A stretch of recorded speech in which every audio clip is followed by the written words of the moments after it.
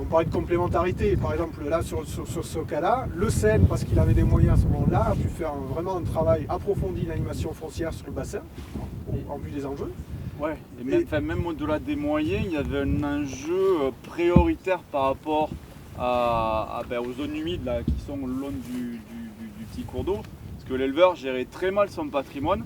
C'est-à-dire qu'il profitait de la période hivernale pour mettre ses chevaux sur ces zones humides. Donc du coup, piétinement, retournement des prairies, qui n'était pas forcément favorable à l'orchidée d'Occitanie qui est aussi dans cette zone-là. Donc la porte d'entrée, c'était on vient vous voir pour vous dire que vous pouvez mieux fonctionner. C'est-à-dire utiliser ces espaces-là plutôt sur la période estivale parce que plus frais, parce que l'herbe disponible plus tard dans la saison. Pour le coup, il y avait un vrai lien entre l'impact négatif sur la biodiversité et la mauvaise utilisation agronomique de ces pâtures. C'est plutôt des endroits qu'on garde pour l'été maintenant pour lui. Mais le volet foncier a quand même débloqué beaucoup de choses. C'est-à-dire que c'était un éleveur qui était un peu recroquevillé sur un territoire trop petit avec beaucoup de bêtes à l'époque. Bon, son projet a évolué aussi entre-temps, donc il y a moins de bêtes aujourd'hui. Et en plus de ça, la mobilisation foncière a permis de réintégrer des surfaces importantes qui ont permis de relâcher d'autres secteurs qui avaient tendance à être surexploités. Donc tout ça est en cohérence et on n'en a pas trop parlé, mais c'est vrai que la problématique foncière dans le secteur, c'est quand même une problématique, c'est le cas quasiment partout. Mais c'est une problématique qui pèse vraiment sur la question de la gestion de ces espaces. Et peut-être pour faire le lien avec le thème de la journée de biodiversité patrimoniale et ordinaire, c'est vraiment le changement d'échelle qui est important. C'est que quand on travaille sur le patrimonial, on peut se concentrer sur des petits espaces et travailler à une petite échelle. Et au contraire, quand on veut passer sur du plus large échelle, là on a réussi à mobiliser des moyens pour travailler sur du foncier à cette époque-là, à l'échelle d'une exploitation de la plaine, de quelques endroits dans la plaine, mais rien que pour travailler sur les zones humides à l'échelle de la plaine de Londres, ce qui est quand même certes un endroit exceptionnel, mais un tout petit territoire à l'échelle du département ou de la région, on se rend compte que c'est déjà beaucoup plus difficile. Et, pour passer à cette étape de biodiversité ordinaire, il y a un changement d'échelle qui nécessite aussi forcément un changement d'échelle dans les moyens. Ouais, puis il y a un terme qui, moi je considère comme vachement important, c'est le rétablissement de la confiance. Confiance des propriétaires avec les éleveurs, confiance des élus avec une gestion territoriale, avec des services de l'État qui sont plutôt souvent vus comme des empêcheurs de tourner en rond parce qu'il y a la loi, la règle à faire respecter.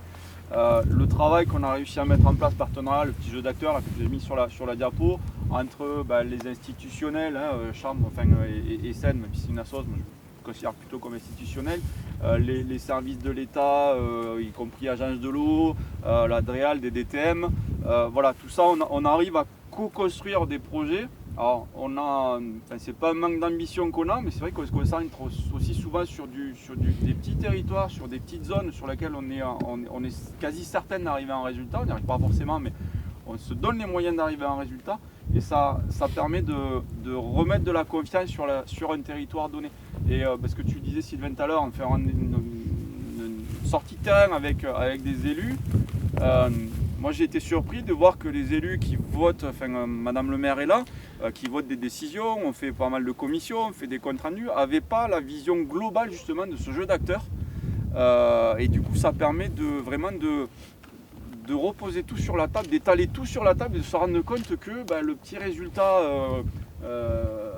qu'on a là sur l'orchidée d'Occitanie où les populations se développent, il est lié à tout un tas d'autres petites actions qui arrivent derrière, tout un tas d'interactions qui entre différentes structures, différents intervenants. Le nœud, c'est le propriétaire foncier. Le premier nœud à dénouer, c'est le propriétaire foncier.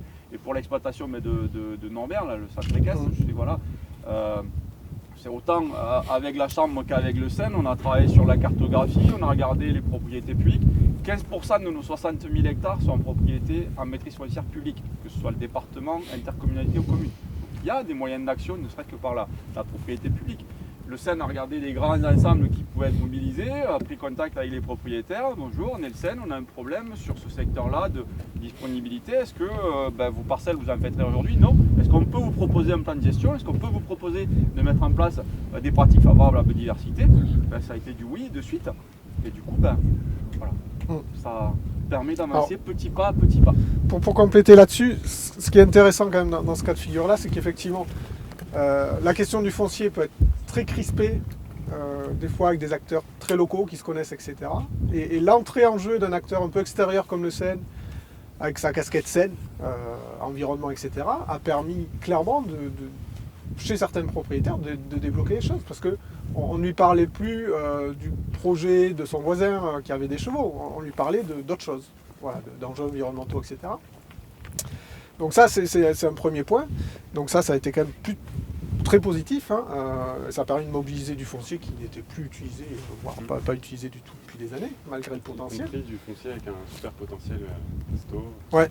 Et après, je pense qu'il y a aussi sur le côté nature ordinaire, extraordinaire. Enfin, des fois, pour améliorer la gestion sur un secteur très patrimonial, un endroit, il faut peut-être mobiliser à côté un secteur qui, lui, l'est beaucoup moins et qui relève plutôt de la nature ordinaire. Parce que si on le mobilise, on va pouvoir éventuellement soulager la zone patrimoniale en déplaçant les bêtes, etc. Donc, avoir cette vision globale aussi territoriale, et ça, c'est favorisé par les échanges d'acteurs et le fait qu'aujourd'hui, en respectant les compétences et le rôle de chacun, on arrive à échanger et avoir une approche plus globale des choses, au niveau territorial, des systèmes d'exploitation, du fonctionnement, voilà, et de restaurer un peu ce dialogue et cette confiance entre les différents acteurs et d'ouvrir un peu le champ de vision et l'échelle d'analyse, quoi. Donc ça c'est quand même vachement important pour avancer.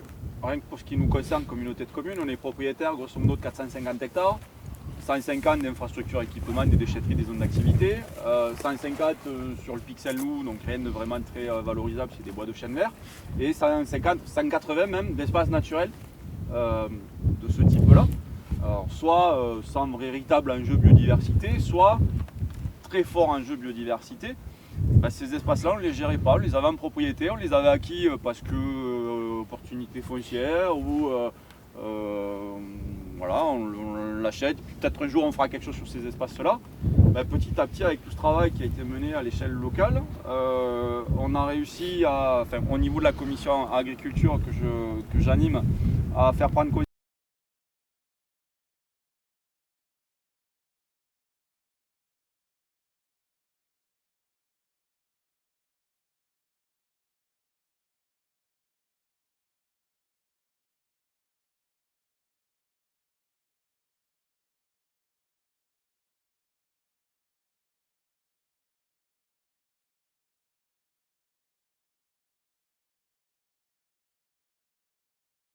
2-3 ans plus tard, on est remis ce sujet-là sur la table et on est arrivé à signer des commodas, 6 ans, renouvelables 2 fois. Donc voilà, on est passé en 4-5 ans de on a du foncier mais on n'en fait rien à on a remis en activité 180 hectares, on a rendu à l'activité agricole 180 hectares avec des enjeux de sécurisation des exploitations, des enjeux d'ouverture de milieu sur les sites Natura 2000, c'est quand même la priorité de l'action. Sur d'autres sites, des enjeux aussi paysages. Vous voyez, voilà, c'est quand même les paysages chez nous, c'est quelque chose, c'est une marqueur identitaire, le pixel nous qu'on trouve autour, marqueur identitaire du patrimonial du territoire. On a aussi des forts enjeux DFCI, on n'en a pas parlé, mais l'incendie. On a le record du plus grand incendie sur l'Hérault depuis que les données sont enregistrées en 73, 2544 hectares. Youhou, ouais. Donc pour lutter contre l'incendie, c'est quoi? C'est pareil, c'est gérer la dynamique d'embroussaillement, c'est réduire la biomasse combustible. Et comment on le fait? Soit on arrive avec un gros tracteur et puis des gros moyens financiers et puis tous les 3 ans, 4 ans on repasse. Soit on met en place petit à petit des pratiques pastorales où on réintroduit dans les espaces forestiers des troupeaux et on arrive petit à petit comme ça à avancer, à travailler aussi avec les services de l'État. C'était pas non plus pastoralisme à un moment donné de notre histoire commune à rimer avec défrichement. Donc je vais faire un raccourci très rapide, mais on a été à peu près à ce stade-là. on partir a... là-dessus Hein Tu veux vraiment partir là-dessus? Non, on va partir là-dessus. Je veux partir que voilà, c'est du jeu d'acteurs où on avait les services de l'État qui avaient une réglementation, une procédure, on avait un acteur local qui était là sur un territoire, on avait un appui Seine-Chambre, on avait une collectivité territoriale et puis on avait une situation de blocage ou pastoralisme, c'est du travaux d'ouverture de milieu lié à du pastoralisme, l'égalé, défrichement. Donc problématique réglementaire. On est arrivé en discutant, en argumentant, en tenant chacun de nos positions, en lâchant pour trouver le meilleur compromis possible dans l'intérêt des textes, dans l'intérêt de la biodiversité, dans l'intérêt de l'exploitation agricole, à des compromis qui nous ont permis de fonctionner. Donc c'est aussi la reconnaissance des résultats du travail partenarial qu'on avait pu mettre en place sur d'autres actions, qui a permis d'aboutir à cette levée du blocage qui a priori était difficilement contournable, tout en respectant les lois et le moment en vigueur. Vous parliez d'imbrication, d'interaction nature ordinaire, nature patrimoniale. Sur le secteur, il y a aussi la relation entre ce que ça donne quand on a une maîtrise foncière, une gestion des milieux avec l'élevage, l'interaction de pastoralisme. Et ça marche aussi avec l'avifaune. Là, on a parlé un peu de botanique, on n'a pas trop parlé d'autres secteurs, mais pour mémoire, il y a un Bonelli sur le secteur qui niche pas très loin aussi derrière de l'autre côté, là, côté Pouèche des Mours, si je ne me trompe pas, face nord. Il y en a plusieurs. Derrière, là. Et si je ne me trompe pas, il chasse aussi sur ce territoire-là, donc c'est aussi une interaction forte entre gestion des milieux, qui peut être ordinaire ou un peu moins ordinaire, mais et biodiversité pour le coup très patrimoniale et extrêmement riche.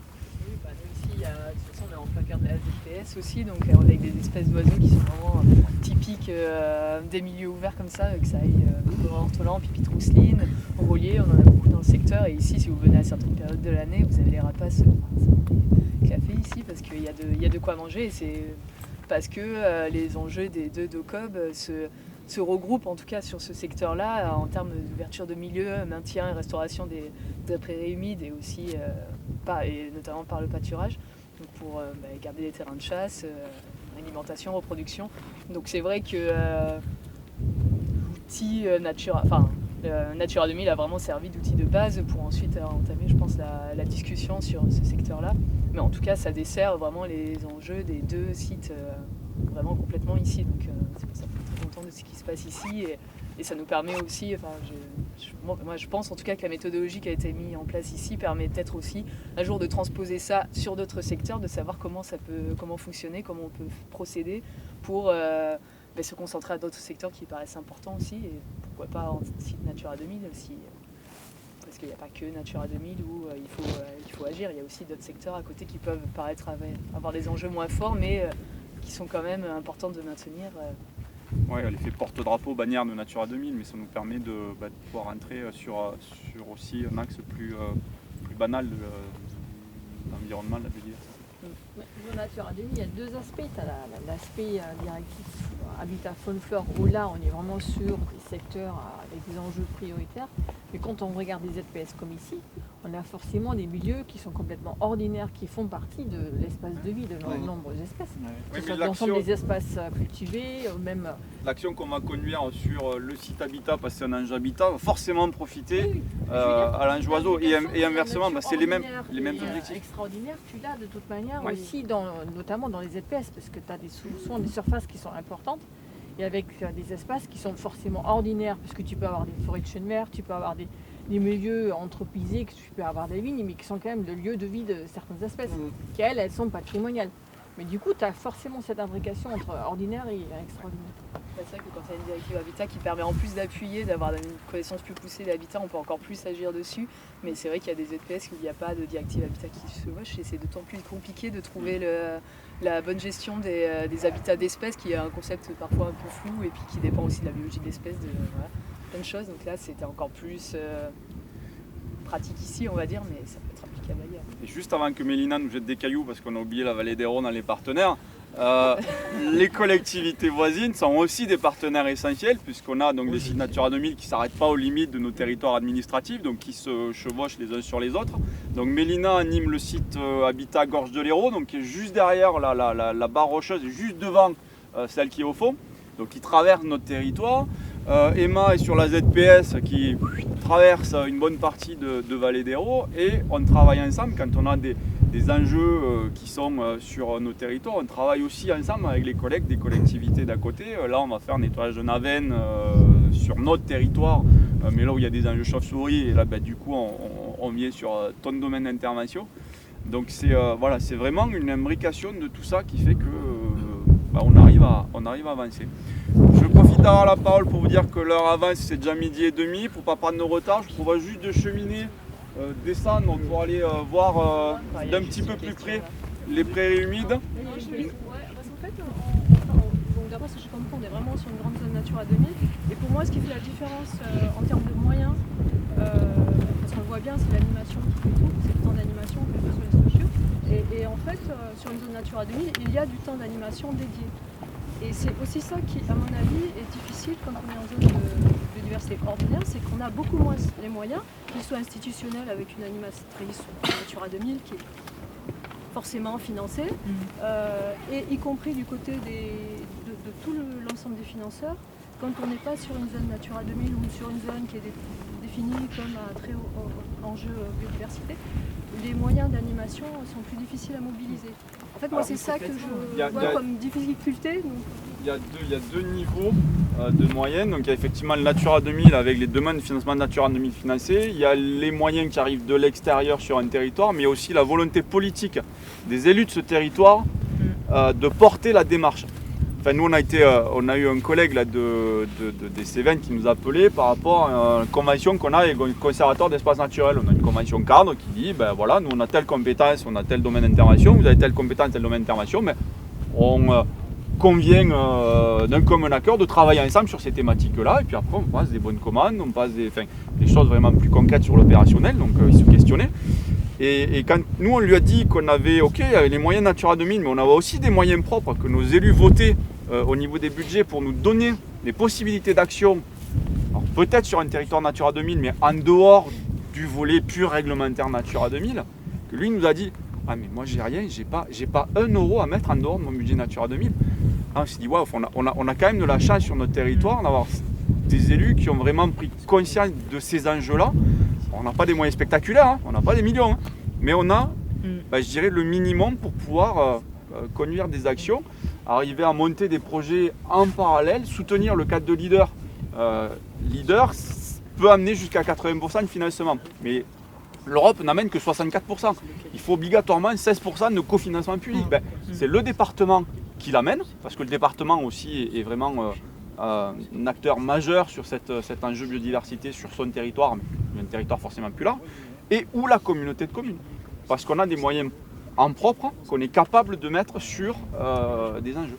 Et du coup, tout ça, c'est encore une fois l'imbrication de le travail que la Chambre, le conservatoire mène, apporte la confiance du résultat, qui font que les élus sont forcément plus bienveillants par rapport à des moyens que nous, services, on va demander pour accompagner ces acteurs-là. Voilà. Et du coup, on avance. Voilà. La difficulté, c'est en dehors. C'est ça où c'est les Comcom qui n'ont pas trop de moyens, dans des endroits plus reculés. C'est pas question d'avoir pas trop de moyens, c'est question de la volonté de mettre les moyens. Votre poste est dédié en partie, parce que j'ai compris, il y a des Comcom qui n'ont pas du tout ces moyens-là. Oui. Voilà, mais ça, ce sont nos élus qui, ah non, mais les élus qui ont choisi de... Il n'y a pas de souci, mais c'est pas partout le cas.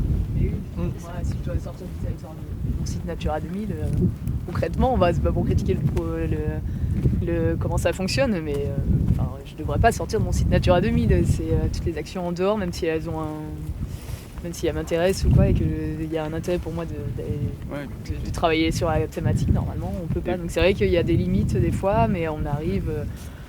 selon la collectivité, aussi en discutant avec les services de l'État, parfois aussi à dire quand même il y a un enjeu même indirect, il y a quand même possibilité de faire quelque chose.